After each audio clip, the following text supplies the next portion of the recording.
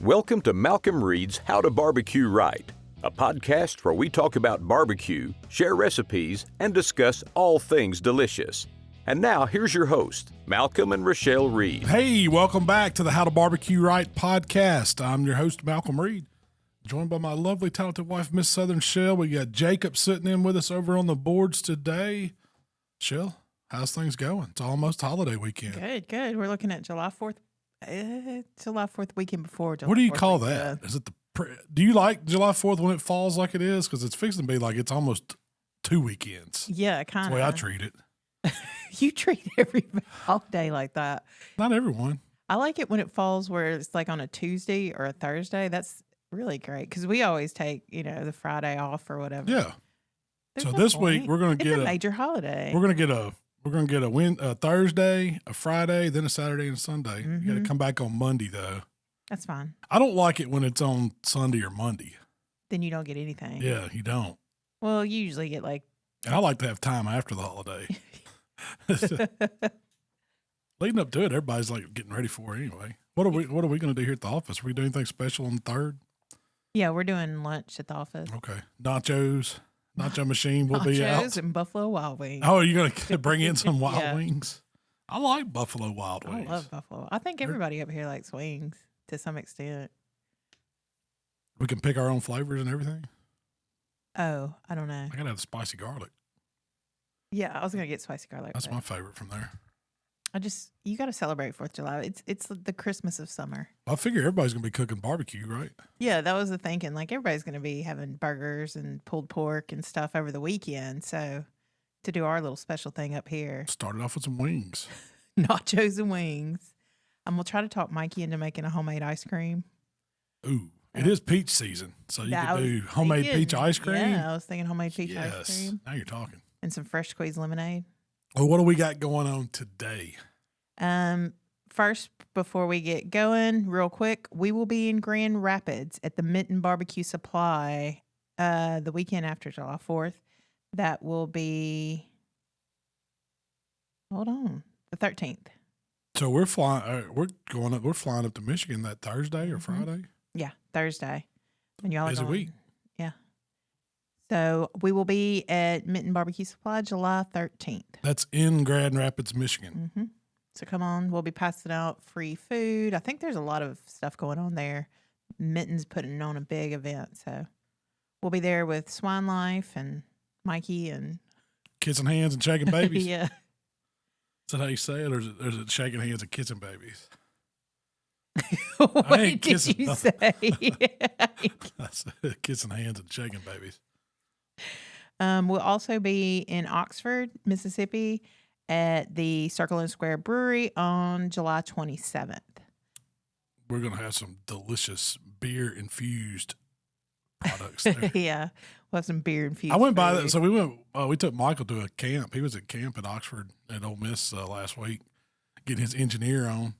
And we stopped in the brewery and grabbed some beers. I wanted to do some recipes with some. If I'm going to come down there and pass out some stuff, I wanted to incorporate some of their beers. So I got 2 or 3 different kinds, and I'm going to work up some recipes. Yeah, and that's good for a crowd. Those have been in the refrigerator. I've been eyeing, I want to try them. I hadn't opened them yet. But I know they're for, cooking. Yeah. We'll get to try them. It'll probably, it's going to have to happen next week, probably. What's the date on that one? It's the end of the month? Last weekend in July. Okay. So that's the 27th. Okay. The weekend Put that on your calendars. The weekend before school starts back, or for us anyway. Last weekend, you did a fantasy football. We had our fantasy football lottery. Okay. So when you play fantasy football, pre-party for the fake football team. This isn't really a party though. It's not like we had a blowout party or anything. You have to, the way we do our fantasy league, what determines where you're going to pick is like a little lottery ball system. So our commissioner, Mr. David, he has this little, it looks like something you'd see at a bingo parlor or something. You put the little balls in it and you turn it and it crank it back one time and it spits one out. And then depending on where you finished last year is how many balls you get in the thing. And we do a whole, you got to be able to pre-plan. And now's the time to start thinking about, because the draft will be here before we know it. It's always like end of August. Where'd you end up? Second. Oh, so you get second I pick? got the second pick overall. That's pretty good. I actually think that the second pick is probably better than the first pick. I didn't want the first pick. That's too much pressure on me. Yeah. I don't need the first pick. Let me let somebody else make that one, and then I'll get the guy right behind him because he's going to be the one that's like struggling because there's going to be two decent ones. But like in I've been in this league forever, and we get 2 keepers in it. So by the time everybody gets their keepers and stuff, you're down. It's not like you don't have a whole Yeah, it's not like a fresh start, and you know who's going to be number 1. And it's usually the good guys that are being kept. So. Yeah. It works different because with ours, it's like, if you keep them 1 year, it counts as the upper. Wherever you drafted them, it's the draft spot above it the next year. And every time you keep them, it moves up and up. And eventually you can't keep them that long. So I'm losing the running back I've had for years. Who? And I'm Austin Eckler. Mm. And then I'm losing George. I guess I could keep George Kittle 1 more year, but I'm not going to. But you cooked. Oh, yeah. You want to talk about what I cooked for it? Yeah, what you cooked for it. Man, the beef tenderloin. And it was so good. So, I did that recipe with those garlic butter fillets. And that's just been a couple weeks ago. I think we released it 2 or 3 weeks ago. It was for Father's Day. It was like your Father's Day recipe. Yeah. And I got, And you bought a whole beef tenderloin and cut it down. Cut it down to my steaks. But for the fillets, well, this one I kept it whole. So I went to Sam's Club. I think we went up there Friday morning or something like that. Me and you and I, they had they had a bunch of them. But I found one, I think it was about, $125, $130. They're pretty expensive. Yeah. But you get the whole beef tenderloin. And so I trimmed it. It has like a little head and tail, and you take the chain off and get the silver skin off. It's super easy to do. And you're left with this center cut piece of just beautiful beef tenderloin. And I did tie it up a little bit just to keep it hold its shape. But the head and the tail, usually I save those for stir fry or anything else. You can use them for all kind of stuff. But I was like, well, they were decent size. So I just kind of doubled them up and tied them too and made these little mini tenderloin pieces. And I cooked them right beside it, and they were fantastic. I had the center cut piece of the beef tenderloin, which was probably, that dude was probably 24, 26 inches long. It was big. It was big. And then the head and the tail. I didn't have much waste on this one. I picked out a good, nice one. So what'd you season it with? Just a little Worcestershire and then some TX and some chimichurri. That was it. I kept it real easy on that. Oh, and I probably did put a little of swine life brine beef on it just for a little beef rub, a little spicy pop, umami flavor. What'd you cook it on? I cooked it on the Primo Ceramic Grill, but I did it the same way. I kind of set it up for a direct side and an indirect side, so it's a 2-zone fire. I started it out with a meat probe in them. I put a meat probe in all 3 of them and watched them, took them to 115, and then took it off the pit. And me and Mark got talking about this today. I think that is so critical. And I hadn't always done it this way. I've done reverse sears and stuff, but a lot of times you do a reverse sear, you take it through the first stage, which is to take it up to about 115, and then you move it over and start searing it right away. Well, it's good, but I figured out that if you'll take it off the pit and rest it a little bit and let it climb to where it's going to carry over as far as it's going to carry over, you've got a thermometer in it, just leave it in it.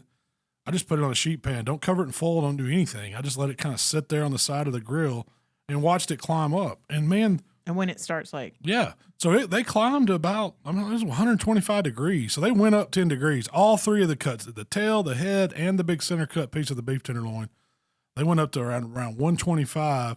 And then once they stopped down and started dropping like to 124, that's when I wanted to put it back over there and sear it. And, just get some char on the outside of it, kind of brown up that outside. And while the meat was carrying over, I took the same little iron skillet I used in the fillet video, threw me a stick of butter in there, threw me some herbs in there, just some parsley and some garlic, I call it. I just dumped a bunch of it out. I didn't measure it, and I chopped up some onion and put in there just to kind of make this seasoned up butter. Kicked up butter. And then I set it over, and you don't even really have to put it over the direct side because the butter goes to melting pretty fast in there. I just let it get melty. And then I paint it all over it while the meat's still sitting on the side. I go ahead and paint the top of it. Just take a grilling brush, start dabbing that butter all over it. Do you leave it tied up? Yeah, I left it tied up. Okay. Still tied up. I've done them untied. Don't make that. It's a little better presentation tied up, but it's, It's not a necessity. It's artisan if you don't tie. Yeah, it's not a necessity. But once that temperature started dropping on the carryover, I'd had the lid open on the grill, just letting that butter melt. So my fire was rolling. And I took each piece and just put it over on the direct side and started basting the backside with butter. And as that butter drips down, those meat juices starts coming out. It makes flames come up, just like in that filet video. And it really sears the side that's down on the grill. And you just roll it over and do the same thing. And by the time I rolled it, it went about a minute, maybe minute and 20, minute 30 on each little turn. And so it wasn't on there a long time. It wasn't on there long enough to really affect the internal temperature, the doneness of it, because it was a perfect, like from tip to tip. I had that jerker medium rare, and I took it off and let it rest. So before everybody in the fantasy league got there, I just had it sitting over on the side, and I did cover it with a little bit of aluminum foil there, but I left it to where air could get out. I didn't want to trap any heat because I don't want it to cook anymore internally. And then I just sliced it up, and man, it would melt in your mouth. It was really so good. It was so good. And even so your mom came in town. She stayed at the house with the dogs and Michael. And I took some home the next day. And that's kind of what we had for Sunday lunch or whatever. And it was still fantastic. And it's good cold. Like it takes on, like, depending on how thick you cut it or thin you cut it, it's kind of like roast beef at that point. Like a really, really good roast man, beef. On a little roll. And then I made the horseradish sauce. Oh. See, I like how you served it, because when y'all are doing stuff like that, nobody's wanting to make a plate and sit down and eat. Yeah. It's kind of like everybody standing around, having a drink, talking, and they're just kind of snacking. Yeah. So you made that horseradish cream sauce, and then you had Hawaiian rolls. And so you would like pick up a Hawaiian roll, put a little horseradish in it, cram some meat, drop or two of meat in there and eat it. Yeah. It's like making your own little sliders, like building sliders. And it was really good. Yeah. The horseradish sauce, man, that stuff's so good. How'd you make that? So I start with blue plate mayonnaise, like a cup.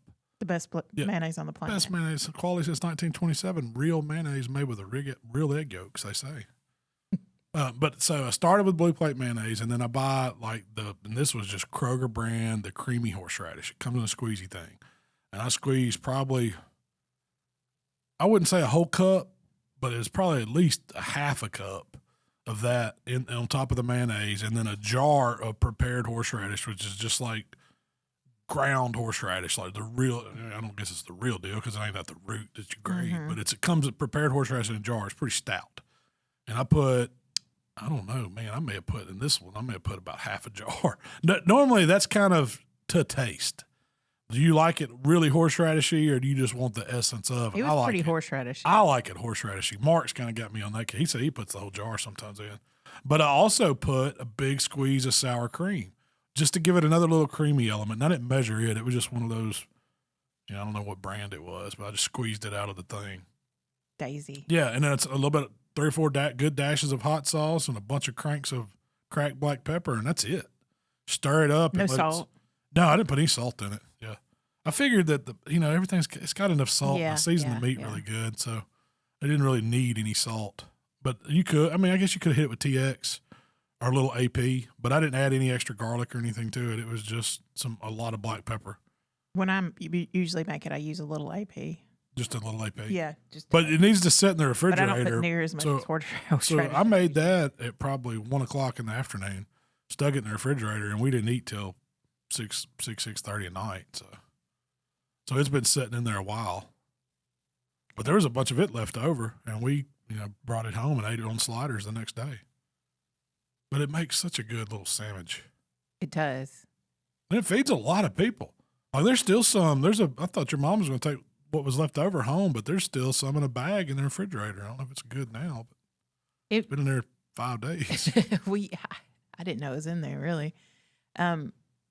We usually do them at like Christmas or for that's one of my big fancy Christmas family events, where you're having a sit down dinner. But those I kind of cut thicker. Like it's more like a piece of a filet mignon at that point. Yeah. Because when you serve it for dinner, but that's a good thing about it. You can go as thick or thin as you want. If you want to kind of shave it as best you can with the knife for little sandwiches, it's good. If you want to cut it, somebody wants a big hunk of it. And you haven't done the reverse. Have you done the reverse sear usually when you're cooking them for Christmas? Usually I just put them on the pellet grill or the drum and cook them till the the probe goes to about 126, 127, take them off and rest them, and that's it. So it's basically a smoked beef tenderloin. This is more of just reversed and then, brought up slow and then seared hard and fast with the garlic butter. But I think so really what makes it, and even if I was going to do any steak now, I would make me a little melted butter concoction and bring that steak up slow and then put it over there and sear it. Even a ribeye?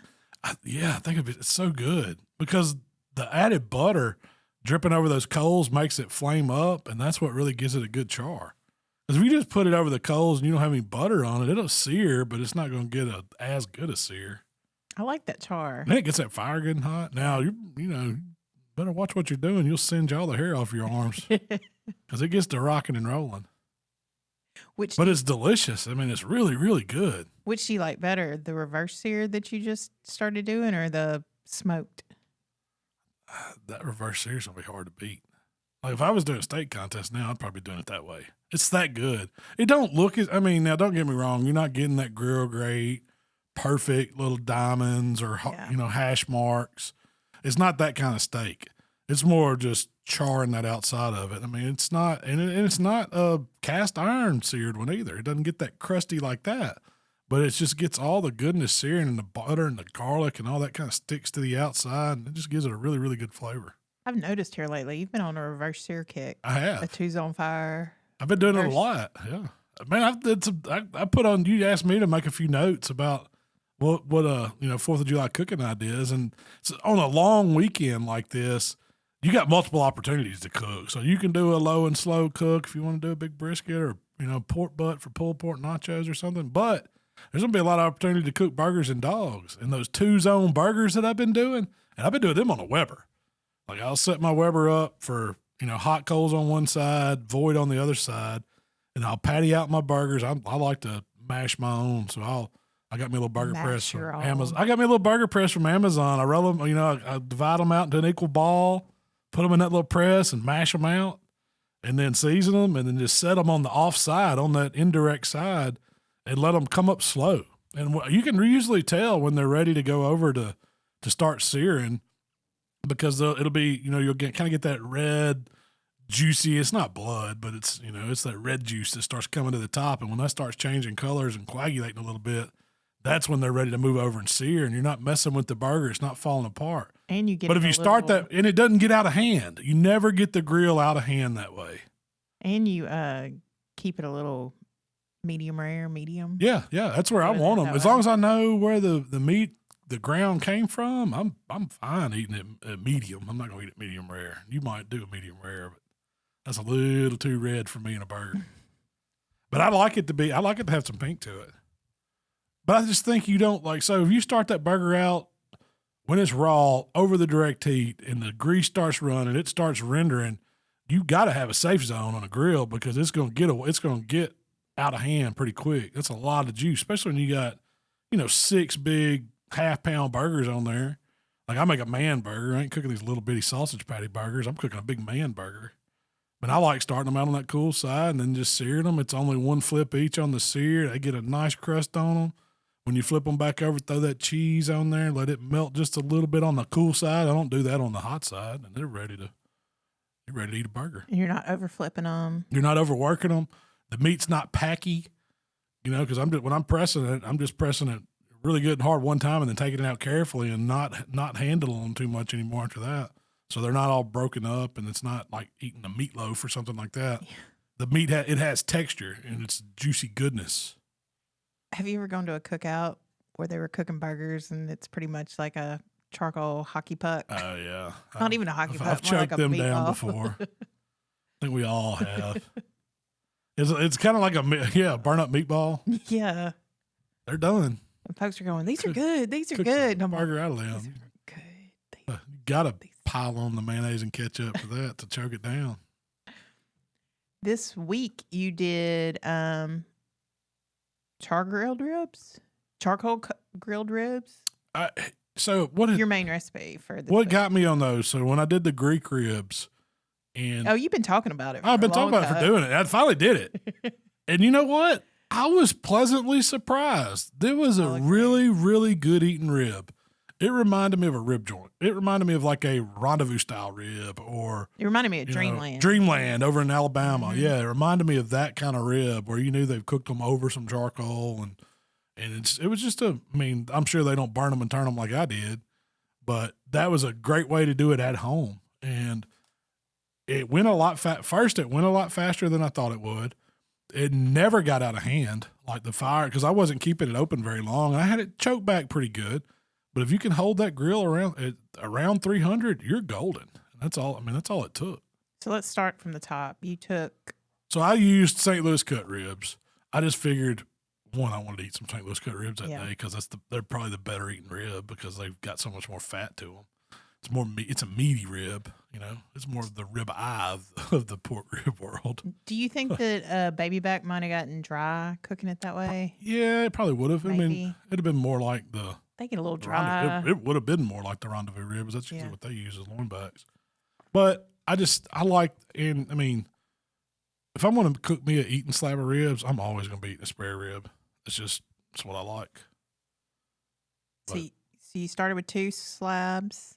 Started with 2 slabs. I trimmed them up a little bit, jerked the membrane off of them, seasoned them. I would say on the light side for ribs, just with hot rub, no binder, not too much sugar at all, because I didn't want them to burn, and that was it. You asked me to write the recipe for the video. I said, it ain't much of a recipe. It was a hot rub and then grill them. But that's all it was. So what grill did you use? I used the Primo again. Actually, I used the big one. The XXL? Yeah, because I wanted plenty of room for 2. Because I didn't trim the ends off these ribs. These were big, meaty. You picked them out for me. Where'd you get them at Walmart? Yeah. I went to Kroger, and our Kroger didn't have any St. Louis cuts already cut or thawed. So, you were going to Walmart. I said, look, see if they got any ribs. And they were good ribs. They had a whole end cap full. It was Tyson. They were good. I thought they were good. They had a whole end cap full, and I dug through it. And, there was a few slabs that the cryovac was a little loose, and a few slabs that were all crooked and mangly looking. But then they had several that were big and pretty and straight. And I think as long as you have plenty to pick from, you could usually find them. Yeah. That's why I don't mind buying them from a place. And even a brand that I typically don't buy that often, I'll try them. So I bought them, and they were thawed. They weren't frozen. Yeah. Had they been frozen previously? I don't know. Probably not, because a lot of those stores do get fresh, especially in ribs, and they turn them fast. But a lot of times I have noticed that if you buy the whole spares, for some reason those come froze. I don't know why. That's maybe somebody in the meat industry can tell us why. Why are some of them froze and some of them not froze? They had a whole bunch of whole spares too. Well, they were probably froze though, weren't they? They were right beside the. It might have been. They just put them in their little thaw in the cooler. I don't know, but I do know this: when I opened those ribs, there wasn't a ton of moisture in the package, and usually that's an indicator for me that it's a little fresher product, because the longer they sit in there, the more moisture is pulled out of them. Or if they go through a freeze thaw, it pulls moisture out of them. And these didn't have a ton of moisture in them, so. And I didn't look to see if those Tyson's ones were enhanced or not. They could have been, but a lot of times they are. I didn't pay attention. I just was cooking cooking some St. Louis cut ribs. So anyway. But I set the grill up for 2 zone again. The only reason being is because I wanted a safe area, because it wasn't like I was going to start them on the cool side. I wouldn't do it a reverse sear or nothing. But I wanted a space because I didn't know if it would get out of hand. And if it did, I could take those ribs and move them over there really quick and still get some heat on them. It just wouldn't be direct. But I didn't have to. I never had to move them. So it was really a direct heat cook the entire time. So you could do it on any grill that you could just get direct heat on and control the temperature. Well, I was thinking that you might get a lot of color, and the ribs are still going to be 120 or something. And that was pretty much what I would have thought too. Yeah, and you would have had to move them over and let them catch up. Yeah, or you'd have had to wrap them. You'd have had to do something, because that's really what I was expecting to happen. I was expecting them to color up super fast and to be way behind and be tough. They were just the opposite. They colored up, but they colored up at a good rate. Yeah, and then the internal and when I probed them, external. Yeah. Well, I had told you it was about the hour mark. I said, I probably need to probe them because the color's looking good, and they're feeling good. So I probed them, and I was like, wow, these are 200 degrees already. Man, they're done. You were like, this can't be be right. Well, and I had a conversation with Mark about that too, because he'd been noticing it cooking some steaks. He's been doing some on a slow and sear, but he noticed that whenever he probes, right when you're probing a steak or anything that's got some excess fat in the meat, the meaty piece of meat, it gives you false reading. And we've seen it before cooking steaks. So when you probe that spinalis, it'll be all over the place. You got to get back in that loin to get a true reading. Well, what's happening, I think, is that fat in there is getting really, really hot. It's trying to render, and it's just giving you false readings. So if you move it over, and Mark said that's what he did. He said he'll take the steak off, probe it, on the grill, see what it is, and take it off. Let's set just a second or two, and then probe it. He said, man, I get a more true reading. And so I noticed that with these ribs. Once I got them up to the temperature that I wanted them, they were, it was about 200. It was 198, 200. One time I probed it, I knew I was on the bones. It said like 217 on there. I was like, there ain't no way they're this hot. Not in an hour. And so I moved them over like that last 10 minutes and then checked them. It was like 195, 198. They calmed down. I was getting a true reading. And I was like, that feels right. That feels right. That's where I wanted them to be. And the feel matched your the temperature reading, yeah. Now, I did do something. I think we talked about it on our last podcast, that Bishop's 321. Yes. I made my version of the 321, and I used it as the mop. And that helped with my color. It helped as the ribs were starting to, char up, get dark on me. It would smooth that out some. It always kept some moisture on them. And I think if you're direct grilling them, cooking over hot coals like that, you need to have something like that. Some type of, whether it's water in a spritz bottle, whether I wouldn't use anything that's got oil or sugar, because one, the sugar's going to burn, and two, when the oil drips, it's going to make a fire. And so you got to think about that. Now I couldn't have basted them with like butter the whole time. It would have been a fireball, and I would have been, I would have burned them smooth up. And that's why I was like, this 321, that's that hog mop. It's just kind of vinegar. It's just an old classic. It's a classic hog mop is what it is. So Kyle had, from last week, he said he heard you talking about the Bishop's 3-in-1. He said it sounds very similar to the recipe I used from Chris Lilly's Big Bob Gibson's cookbook. And it's almost exactly what he put a little less salt than you did. Yeah. He only put 2 tablespoons of salt, but he used a 1/4 cup of cayenne, apple cider vinegar, and lemon. Yeah. I mean, it's a classic Alabama thing. When I tasted it, I looked at the ingredients. That's all it is. It doesn't even have any water in it to water it down. It's vinegar, salt, red pepper, and lemon. That's it. So it's a super easy recipe, but it makes a dang good mop, and I like to eat it on pulled pork. Yeah, it's really kind of. Mine didn't. You know how Bishop settles out? Yours never did settle out. Mine didn't settle out, and I don't know if it's part of the bottling process. Maybe they have something in there that makes it settle out. Or do you think his cayenne's a little flakier, a little maybe larger? I don't know, but mine did not settle out. It stayed in solution. Powder? Yeah, it was ground. I used a fine sea salt, and I used ground cayenne, and so it just kind of made a stain mop. I mean, it all stayed in solution. It didn't separate. And I don't know if it would over time, because I just mixed it up that day and ran it.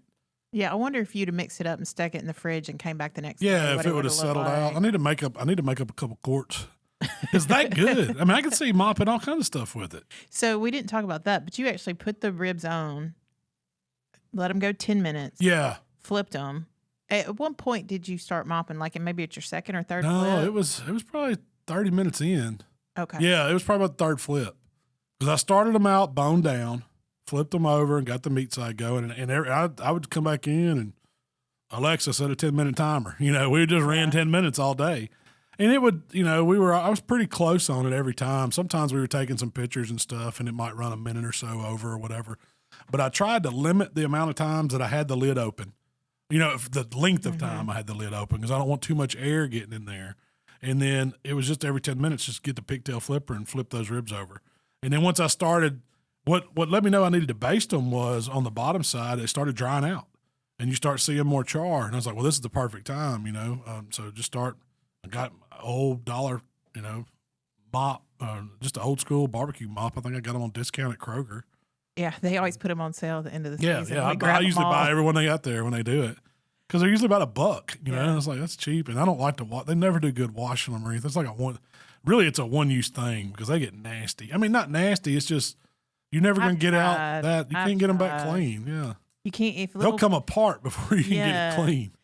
All the little pieces get stuck in there. Yeah. It's just not a good way. I tried soaking them in bleach water solution and it just never works. So. And then you got bleach water Catch them up in there. Catch them on sale and use them and throw them away. But that's what I did. And I just kept mopping them and turning them and mopping them and turning them. And it put the prettiest color on those ribs, man. They had that mahogany look and they had the char. And you could tell they were grilled over coals. There was no wood smoke.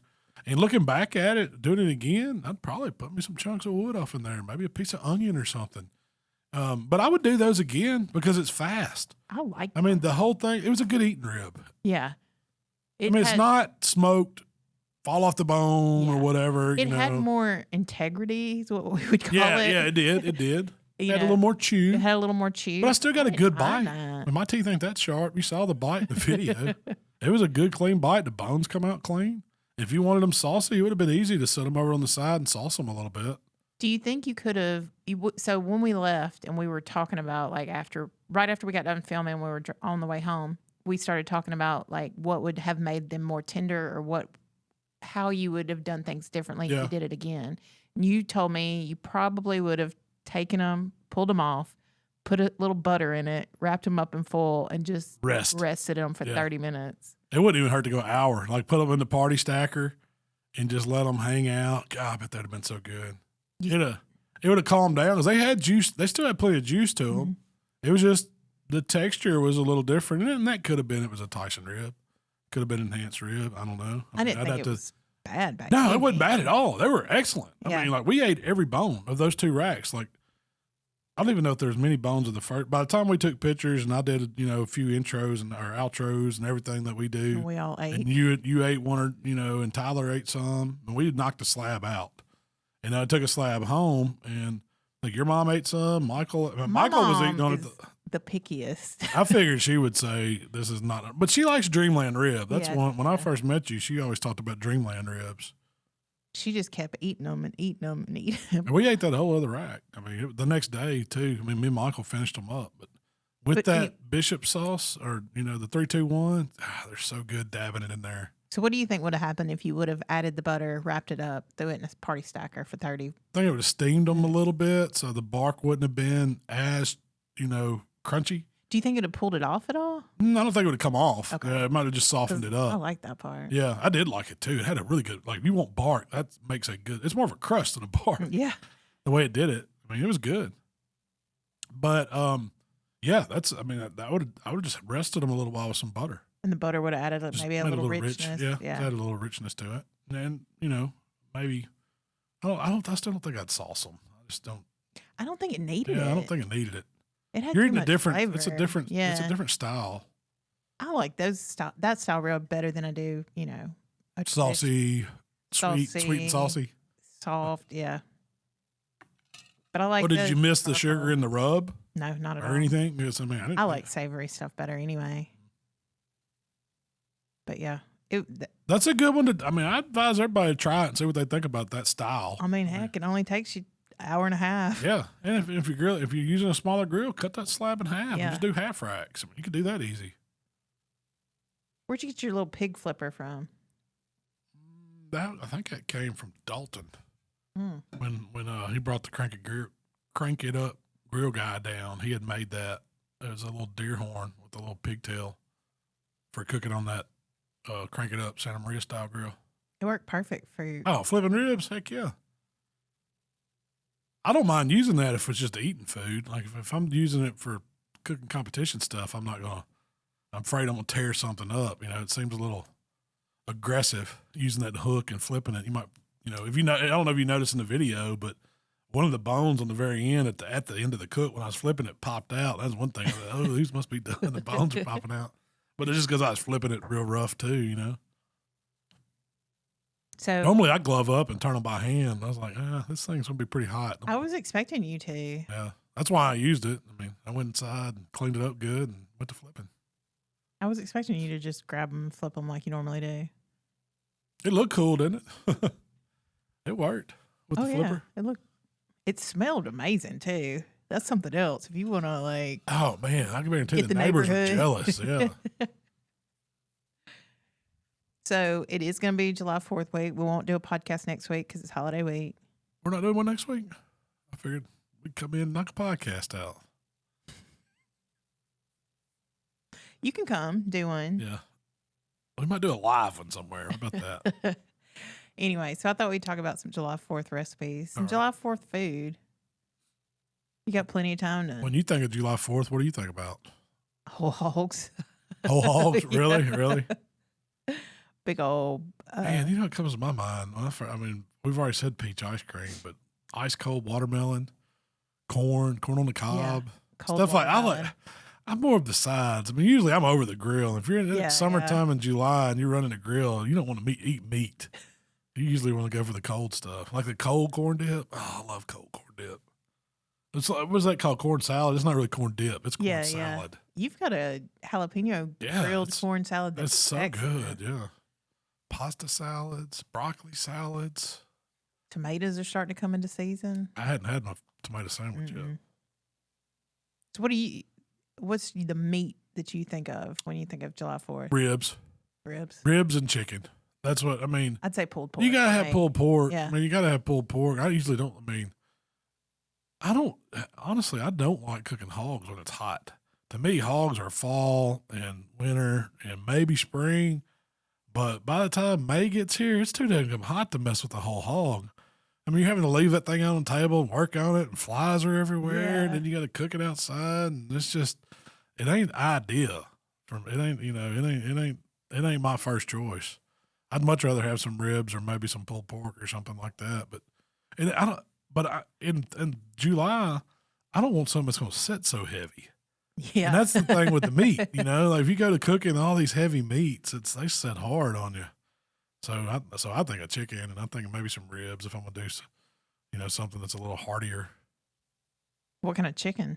Leg quarters. Man, they make the best 4th of July grill. I'll tell you which one I really like to do around 4th of July. And I did this recipe a long time ago. I think I did it on an egg. But it was my Firecracker chicken. You remember that? Yes, that was and it's such a recipe. Good. Oh man, you marinate the chicken in hot sauce.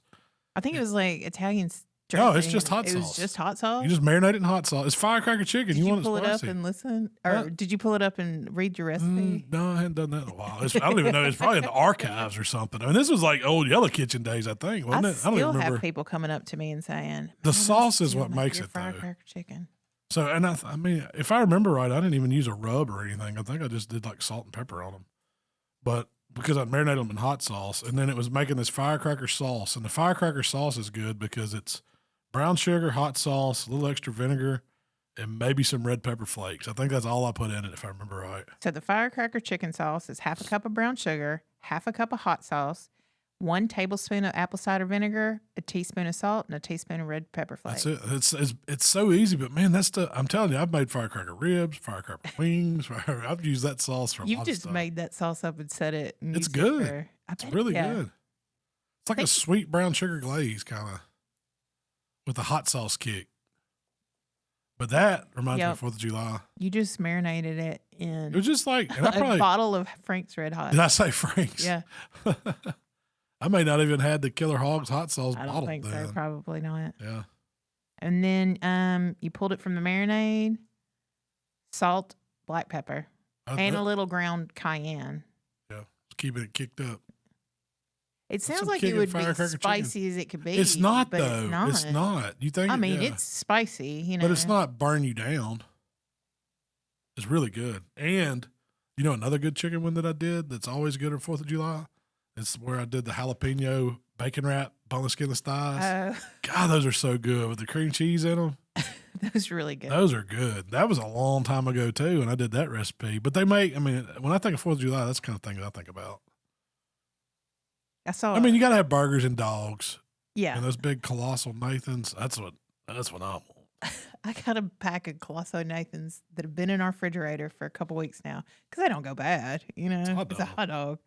But I've been eyeing. I'm like, well, aren't you supposed to eat hot? That's when they have the hot dog. July 4th hot dog.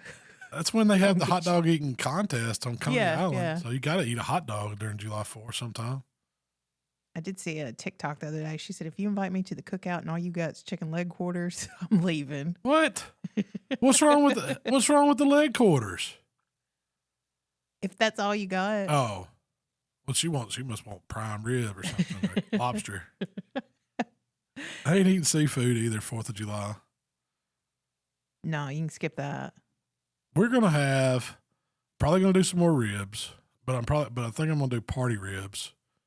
Just because I want to do something fast and I'm not outside too long. I love unless the I'm party in the pool. ribs. Yeah. But party ribs, maybe some firecracker chicken wings, Ooh, some burgers yeah. and some dogs. And then if we're 'Cause going to you have got- nachos on the 3rd, but we're not having pulled pork nachos. I don't know. I might do an overnight pork bucket. See, that's a good time to do your overnight stuff because it's cooler. Put it on, go to bed, get up the next morning. So are you planning to cook like Thursday, Friday, Saturday? and Yeah, Sunday? absolutely. I've got Thursday, Friday. Mark's he's having a big thing at his house on the 4th. He might not have wanted me to tell that. If I was in the area, y'all know he can go to Mark's house. I think he's got the slide for the kids with the big blow up slides. Free hay rides, fireworks show. What else is he doing? George Strait's going to be there. I think Trent is. That's just as good as George Strait. You better quit talking. He won't listen to this before. What about sides? Oh, I've already listed mine. I'm going to go You- corn salad, broccoli salad, pasta. Barbecue pasta salad. That's exactly what I was going to Was say. you going to say that? Where You you made a spicy barbecue pasta salad. it's You more of a used- man's pasta salad. and you use the spicy blue plate mayonnaise, Mhm. which is So you freaking can't find delicious. it, though. I know, it's so hard to find. Blue plate, if y'all are listening, where's the spicy blue plate on the shelves? We've been lucky enough they've sent us some, Yeah. but that makes I'm such a making good that. sauce. Yeah. I'm making that. That's going to be the 3 that I want to make. I love potato salad. I loved potato salad. And you hate it every time I don't hate it. Let's It's make a just potato salad. it's just not my. It's a lot of starch. I mean, I know. Yeah. it's it's just not my favorite. I'd rather have beans. Ugh. See, I mean, I like beans. They're okay. the apple pie baked beans are a great choice for 4th of July. They are. They really are. Really good. Or you could do peach pie, but you kind of think American apple pie. So The kids love them. what? Apple pie baked beans. Oh yeah, because they're sweet. Yeah, because they're sweet. They probably ain't eating a potato salad. They do like. I have had some kids eat the spicy barbecue potato salad or pasta salad. They love it. Broccoli salad, you can't get the kids to eat. The How to Barbecue Right podcast is brought to you by our friends at Primo Grills. Shell, did you know that Primo is the only ceramic grill made right here in the good old USA? What? Are you telling me that Primo Grills are proudly crafted here in the USA, ensuring top-notch quality and support for local craftsmanship? I sure am. Plus, Primo Grill not only delivers mouth-watering flavor, but because of their innovative oval design and superior ceramic construction, Primo Grills also gives you a ton of cooking versatility. Whether you're smoking low and slow or searing a steak to perfection, Primo Grills gives you the consistent heat distribution for mouth-watering results every time. What she said, y'all. Y'all visit primogrill.com and check them out. I got some questions for you from the community. All right. Anything else you want to talk about July 4th? No, I just need to go buy some fireworks now. I know. You got me excited. I haven't bought any yet. Do you not think that July 4th is like Christmas of the summer? It's like the major holiday. Kind of, yeah. Especially when it falls on a good weekend where you get the week. It's the only one where you get so long. Yeah. You feel like you get a little break for July 4th. Usually it turns into a 4-dayer. And It's not just a one and done. Like, Memorial Day, usually you have the Saturday and then maybe the Sunday, but you're not doing too much on Memorial Day itself because everybody's got to go to work yeah. Tuesday after or whatever. So Sunday. 4th of July, it changes, and it's always Just like Christmas. Just like Christmas, yeah. You're right. Okay, so Colby asks, what vacuum sealers do y'all recommend in the $200 range? That's tough. I mean, the only one I've had priced them experience. lately. Yeah, the only one I've had experience with in that range is probably the Food Saver. I personally like the Wesson. And we get them on Amazon, but they're closer to $5. I'd say. they're more $400 and something. They're an investment. Yeah, but man, it's such a better vacuum sealer, and you can use. I don't even know. I mean, I think it's 18 inches. You can get a big bag for it. Mark has like the cheapest food saver you can buy, and he's had it for years, and he thinks it's still churning along. Working, yeah. I've went through 3 or 4 of them. They don't. I mean, yeah. What's some of the other brands? I mean, even the cheap food saver. What's the one that starts with the N? Nesco or something like that. Something. Even the cheap food saver at here's one for $60. What brand is it? Food saver. Oh. At Walmart. Yeah. There's another brand I think that Walmart has too. Or some of them have. It's Nesco or something like that. I can't remember exactly, but I've never owned one. I've had several models. Usually I get them at Sam's because they give you some free stuff with it that I never use. The canisters and the thing. And I'm like, oh, it's a better deal, but I don't use it. We might not be knowledgeable enough on that topic to give that recommendation.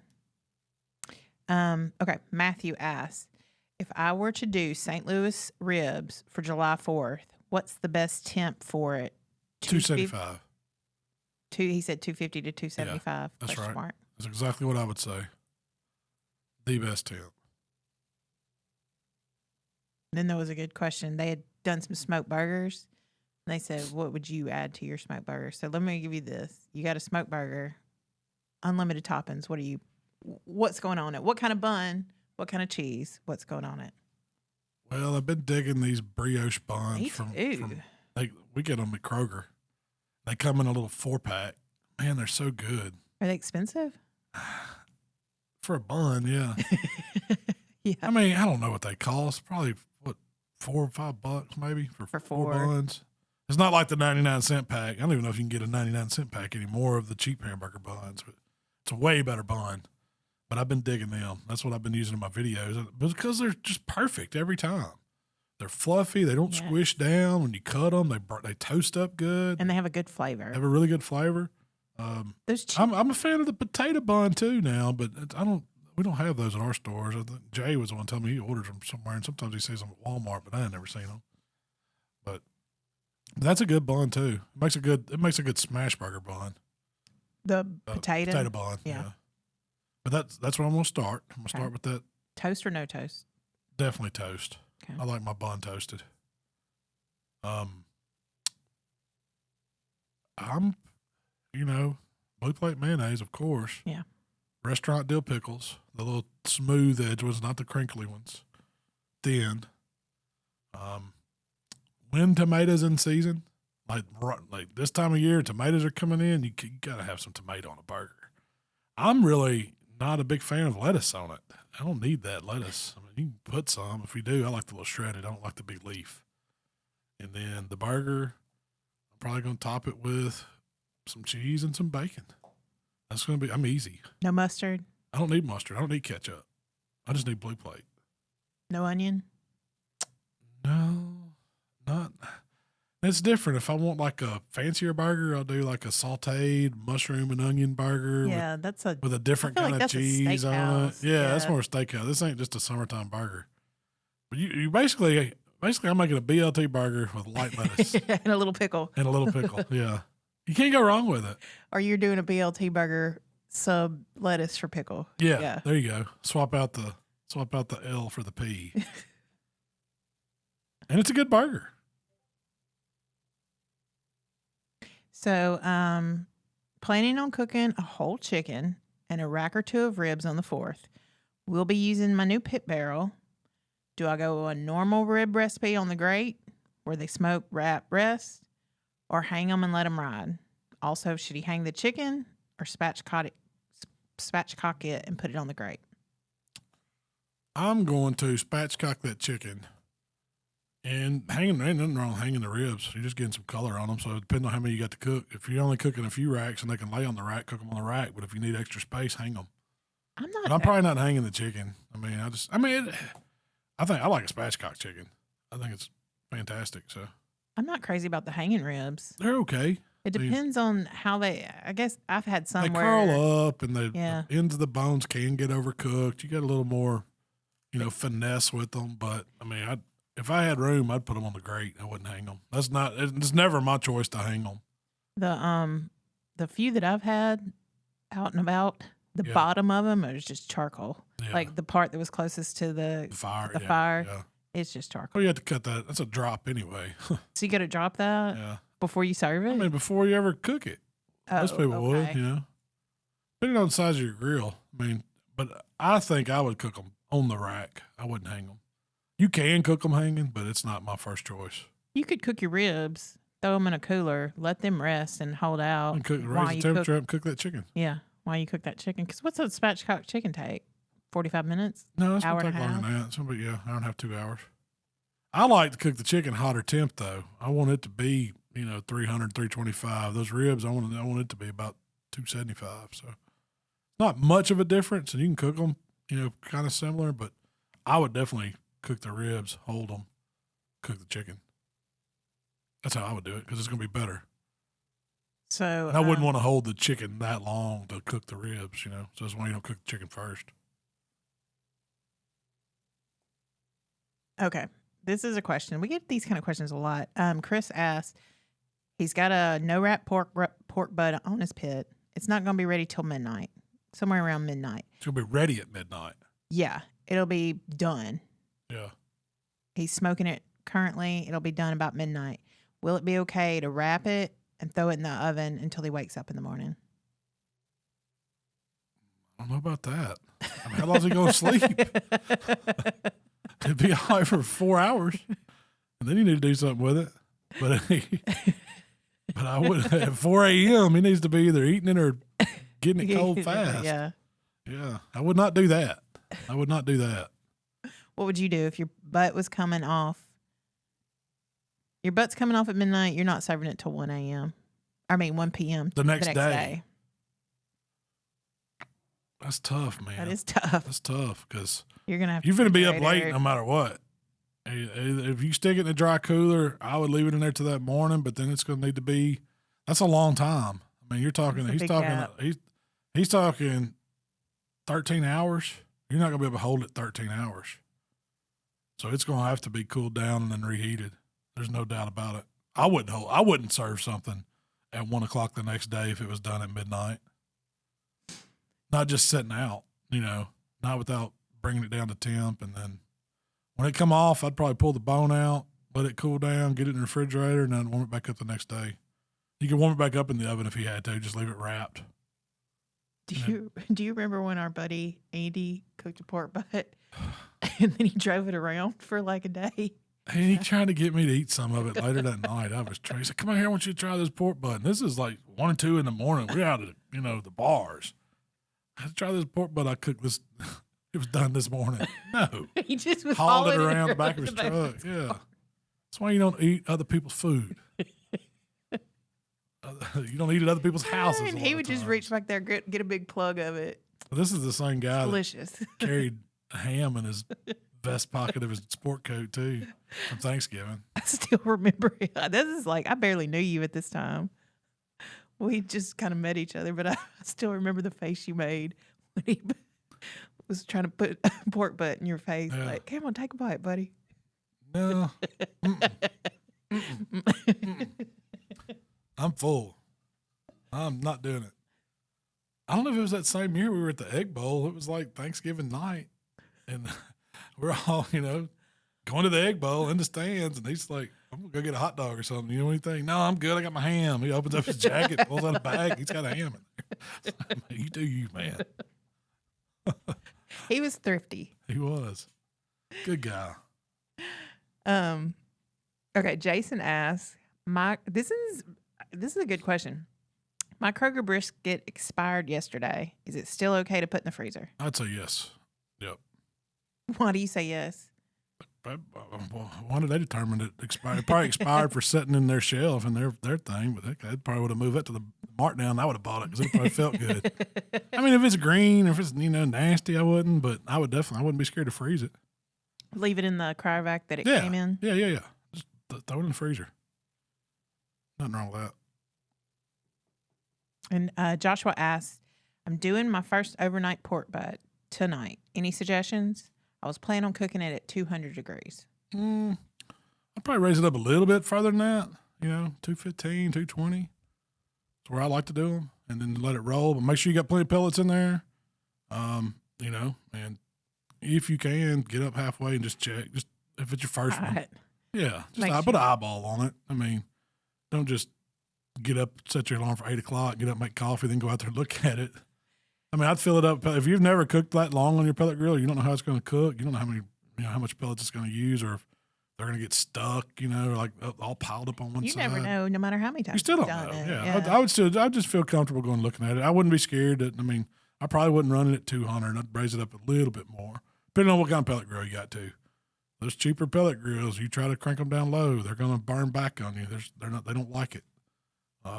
You know, so if it's, I ain't gonna name any names, but if it's one of the cheaper ones, I'd definitely put an eye on it, you know, just to kind of keep an eye on things. When you do an overnight pork butt, do you still get up and check on it overnight? I mean, I did it first before I got to really trusting my pits, and then now I'll just roll. But I kind of know how long, I know how much pellets they're going to use. I know when I need to look at them, but I'm still getting up at 6. Yeah. You know, I'm still at 6 a.m. I'm looking at it. I'm not sleeping in. Sometimes you'll use the old hickory with the gas assist. I never question it. You just put it on and let it roll. You can come back the next day and it's going to be right where it's supposed to be. There's no doubt. Them things are meant to run. I mean, you got to change the bottle out if you're using that much gas, but usually I usually run coal and just the gas is for emergency if it needs it, you know. And it just knows when to turn on and turn off? Yeah, it's got a thermostat. It's like thermostatically controlled. When the temp drops, it tells the igniter to kick on and give it enough heat to catch it back up, and it just cycles like that. It's not like it's just burning gas the whole entire time. It's keeping the heat steady. But I like to start, you know, I like to burn a basket of charcoal with it and wood, have that on, and then before I go to bed, I'll make sure I load it back up again. It's usually going to carry it 5 or 6 hours. And that, when I say an overnight one, that's usually my limit of looking at them 6 hours. Because I'm not sleeping trying to get me a hard 8, you know, before I got food on out there. Yeah. But if I put something on at midnight, I'd be up at 6 a.m. looking at it. You'll be fine doing that. I mean, I'd feel comfortable. If any pellet grill should just about make it 6 hours on a burn. So he should be fine. I would be scared to do it. I mean, I like cooking overnight butts. They turn out really well. Fantastic. Yeah. It's not going to be done. Like you put that thing on at midnight and you cook it that low, I mean, it might be, let's see, midnight, 12. Yeah, it might be 1, 2 o'clock in the afternoon. If you cook it that low. Yeah. You know. Cook it that low for that long or at that late. A lot of times with those overnighters, if we get in a pinch and doing them, I'll put them on overnight, let them go till that morning, and that morning I'll go ahead and wrap them, crank that temp up to 250, and then they'll be done. Or either I'll just crank it to 250 and let it roll. Most of the time, check your grease though. Make sure your grease is empty when you start, and in the morning get up and check on it because you don't want to fire, and you definitely don't want to do an overnight butt and not clean it and fire it back up the next day to cook something. You know, cooking wings at 400, and all of a sudden you've got a fireball. So whenever you do those, just know that there's going to be a lot of fat rendering out. It's low and slow render. It produces a lot of it, and they're really good, but you want to make sure that grease is going the right place, and then you clean it at the end. That's just tip. You don't want to burn your house up. I've heard so many people. Hey, Tyler, just a few weeks ago, had the same exact issue. Yeah, it is dad's. Well, that's all I have for you this week. All right. Well, I hope everybody has a great 4th of July this weekend. Y'all fire those pits up. Shell, tell them where they can find us. I feel like you're trying to turn 4th of July into 2 weekends in a week because you keep saying this weekend. It is this week. It's the holiday starts tomorrow. What's tomorrow, the 28th? Is it bad to start it on June 28th? No, that's fine. You only have to work Monday, Tuesday, Wednesday. Oh, the fireworks stands open? It's holiday. Oh, yeah. They've been open. It's holiday. Where can they find us? No podcast next week. Happy 4th of July. Enjoy it. Have a great one. If you'd like to connect with Malcolm, it's HowToBBQRight on Facebook, Instagram, TikTok, Twitter, and of course YouTube. If you'd like to connect with me, it's Miss Southern Shell on Instagram and TikTok. All right. Well, y'all have a good weekend. Get ready for the 4th of July. It's next week, as I'm told. No celebrating this weekend. No pre-planning. You can pre-plan all you want. Go ahead and make those shopping lists. Get all your stuff together. Get your recipes lined out. Get those grills cleaned up. And we'll see y'all after the 4th. We gone.